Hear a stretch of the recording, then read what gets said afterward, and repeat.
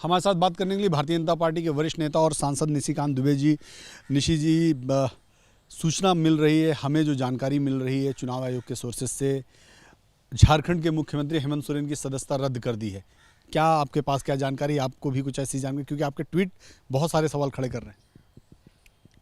यदि आपकी सूचना सही है तो मेरे लिए सबसे सुकून वाला विषय है। भारतीय जनता पार्टी ने कंप्लेन किया था, जिसको माननीय महामहिम राज्यपाल जी ने जो है इलेक्शन कमीशन को भेजा था।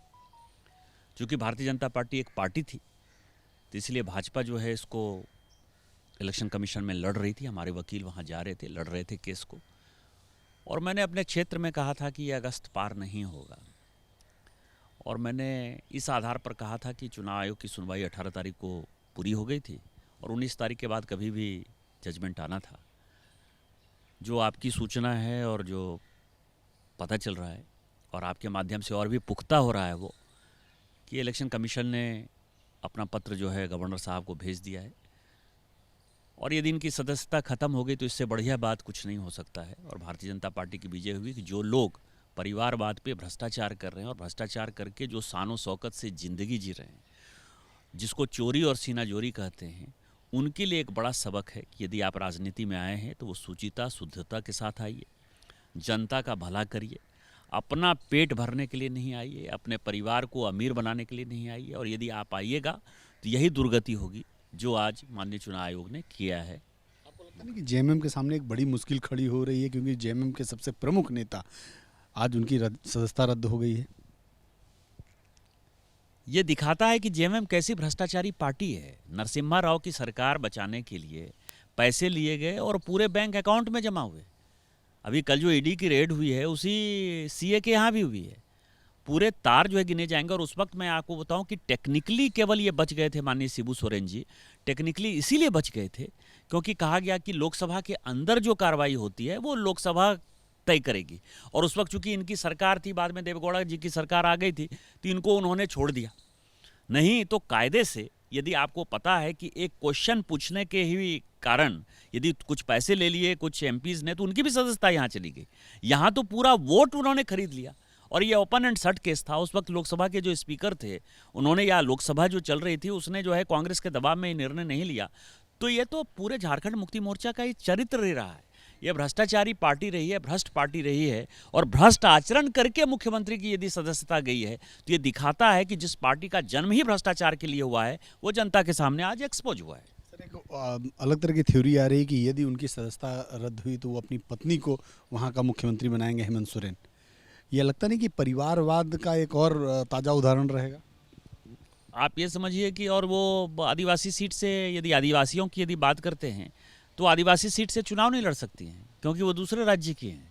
और अभी जो पंचायत चुनाव में नोटिफिकेशन खुद झारखंड सरकार ने, खुद हेमंत सोरेन ने जो लागू किया है कि यदि आप शादी करके आ जाते हैं तो आपको रिजर्वेशन का कोई फायदा नहीं मिलेगा यदि दूसरे राज्य से आ जाते हैं।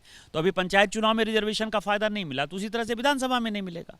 तो जब विधानसभा में नहीं मिलेगा तो आदिवासी नहीं है, एक गैर आदिवासी को मुख्यमंत्री बना देना और बिना विधायक हुए मुख्यमंत्री बना देना, इससे ज़्यादा मौकरी क्या हो सकती है डेमोक्रेसी की। लेकिन मुझे लगता है कि गवर्नर साहब इसके बारे में कुछ निर्णय लेंगे और भारतीय जनता पार्टी का डेलीगेशन गवर्नर से निश्चित तौर पर जो है मिलेगा इस संवैधानिक संकट जो उत्पन्न होने वाली है झारखंड में। और मुझे लगता है कि जो भी निर्णय होगा उचित ही निर्णय होगा। एक अंतिम सवाल सर, कल ही उनके करीबी हैं प्रेम प्रकाश, उनके वहाँ से कुछ हथियार बरामद हुए, इस पर क्या कहेंगे? क्योंकि झारखंड में इस तरह की चीज़ें सामने आना, वो भी पॉलिटिकल गलियारे में, ये अपने आप में कहीं ना कहीं सवाल खड़े करता है। देखिए, कल एक गैग ऑर्डर है। मैं आप ही के चैनल पर आज सुबह जब इंटरव्यू दे रहा था कि मैं जो बोलूँगा हो सकता है कि उस पर आपके ऊपर भी कार्रवाई हो जाए। ऐसी इमरजेंसी आपने नहीं देखी होगी। कहा जा रहा है कि प्रेम प्रकाश के साथ मुख्यमंत्री का नाम एकदम नहीं जोड़ना है। अब आप समझिए कि जो मेरी जानकारी आ रही है वो जानकारी ये आ रही है कि जो 2 पुलिस वाले जिनको कहा जा रहा है कि AK-47 उनके नाम से अलॉटेड था, वो मुख्यमंत्री के आवास में वो सुरक्षा अधिकारी तैनात हैं, जो मेरी जानकारी आ रही है। लेकिन मान लीजिए कि यदि जानकारी गलत भी होगी तो मुख्यमंत्री के पास गृह विभाग है। गृह विभाग है तो आपका हथियार जो है किसी तीसरे आदमी के ऊपर है। मेरे भी बॉडीगार्ड यहाँ हैं, दिल्ली पुलिस के 2 बॉडीगार्ड यहाँ हैं जहाँ आप बात कर रहे हैं। आप उनसे जाकर पूछिए कि क्या करते हैं।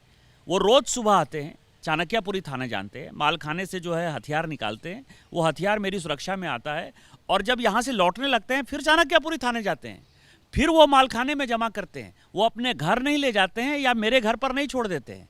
उन्होंने जो है कोई, क्योंकि ये मालखाना नहीं है, ना उनका घर मालखाना है ना मेरा घर मालखाना है, ये हथियार सरकार का है और बॉडीगार्ड को वो मालखाने में ही जमा करना है।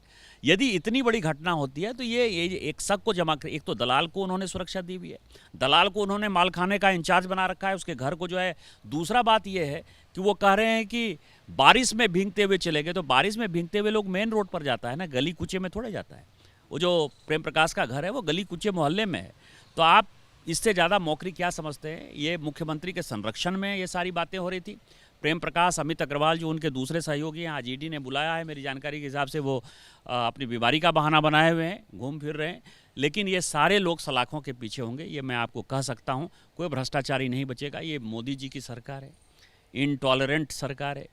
मैं लगातार ये बातें कहता हूँ कि यदि भारतीय जनता पार्टी का भाई सांसद, विधायक, मंत्री, मुख्यमंत्री चोरी करता हुआ पकड़ा जाएगा तो वो भी सलाखों के पीछे होगा। यहाँ किसी को कोई बख्शने वाला नहीं।